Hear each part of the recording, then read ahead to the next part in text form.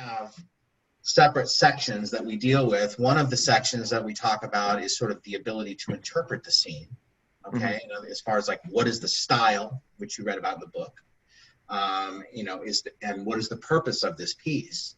And so, in order to pick the right emotion and objective and do that breathing exercise and do the objective correctly and make sure you have the right choices, you have to make sure that you've interpreted the scene correctly. And so did you think at all about what you feel like the style of this movie would be? Do you feel like, do you know? Drama. So I haven't seen the movie in a long time, but aren't there some, because usually the Coen brothers, you can say 9 out of 10 of their movies are going to be theater of the absurd, which is the goal is to make us think. And we're talking about very eccentric, very heightened, very quirky characters. And the goal is to make us think about something, and like there can be some serious moments, but frequently in theater of the absurd, you have some things that happen that are just so outlandish they probably couldn't even happen. And I haven't seen the movie in a while, but aren't there some things that happen that are just so zany, like blowing up the police station and I remember that part. Is there anything else in there that's just so crazy that it's hard to buy that it would happen on Earth, but it's just really zany? You have to tell me because I haven't seen the movie in so long. Not so much with these two. Some of the other characters are a little more exaggerated. Yeah. Like the other police officer is a total racist, and his mother is a piece of work who's encouraging him to kill people. Yeah. But these two are pretty grounded, I think. I mean, all the characters that you're going to play in my class are going to be grounded, honest people. But I'm talking about honest, believable people. There's just not a lot of them. Yeah. So they still have to be believable, and they could exist. Mm-hmm. So any Coen Brothers movie, have you ever seen the movie A Serious Man or Barton Fink or Hudsucker Proxy or even Fargo? Have you seen any of these movies? If you look at Fargo, Fargo's a good example. Okay, so Fargo would not be considered a drama. Mm-hmm. Fargo would be a black comedy, which is one of your farces. Yeah. Okay, so you're talking about very heightened, very quirky, eccentric characters. So they're a little bit weird. They exist, but there's just not a lot of them. So you have to kind of think a little bit about, Mildred is not your normal mom. Yeah.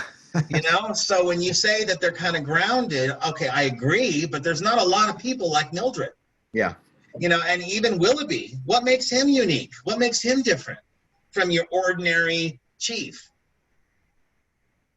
I think for me, he's despite coming from a kind of a rural background and where he would be kind of an asshole dude, he's incredibly decent and sensitive.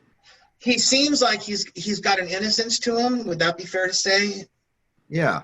And he's also very like cookie cutter chief of police, midtown, country bumpkin type vibe. Would that be fair to say too? Yes.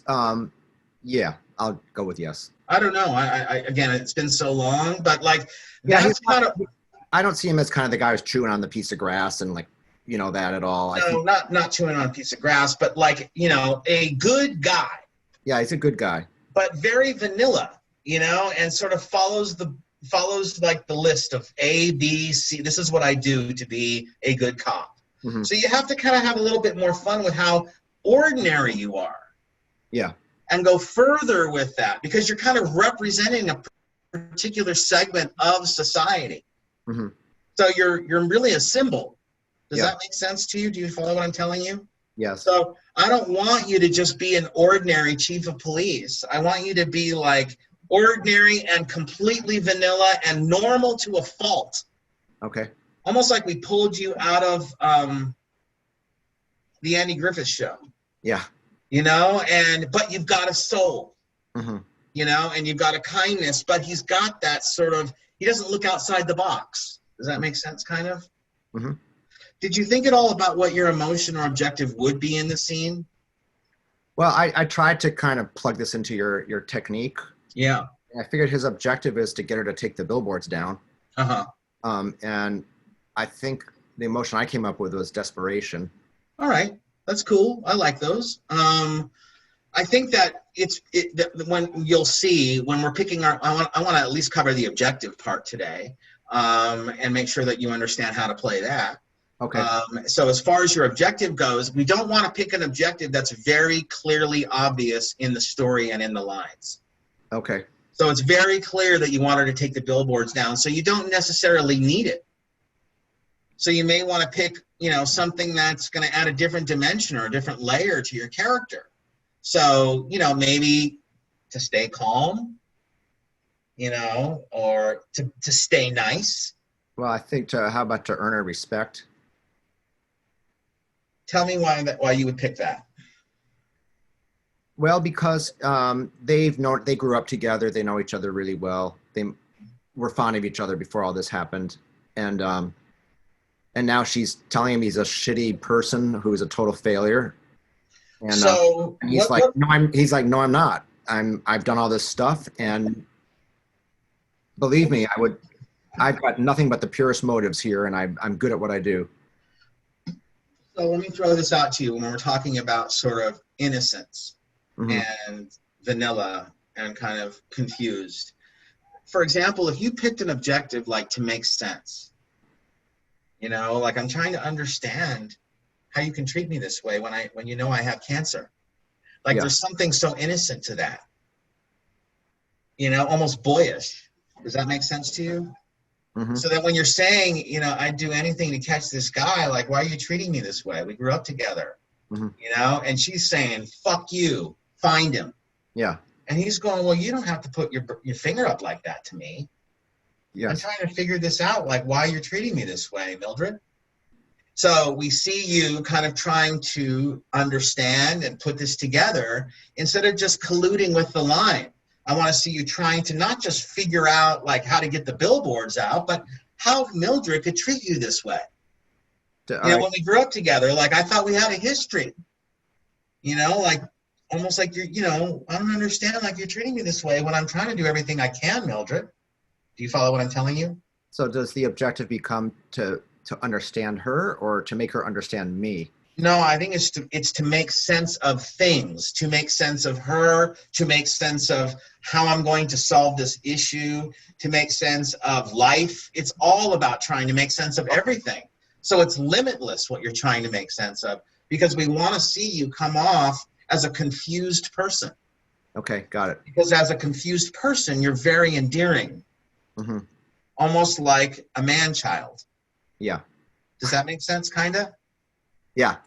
So I would say when you're playing it, let's see you trying to make sense of me and trying to make sense of my behavior and trying to make sense of how I could treat you this way.